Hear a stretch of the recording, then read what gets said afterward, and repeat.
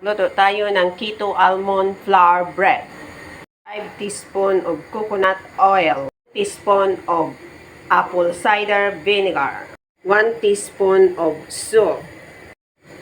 1 3/4 cup almond flour. 1 teaspoon of baking soda.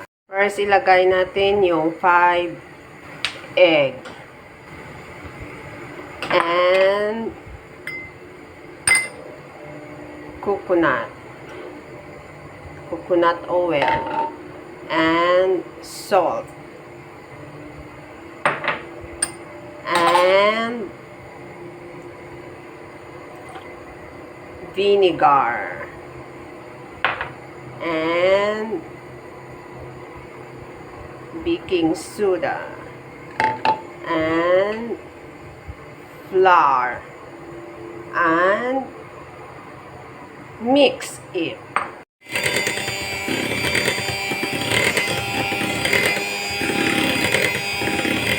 Lagay ko na siya sa sabong at ano na natin, lutuin.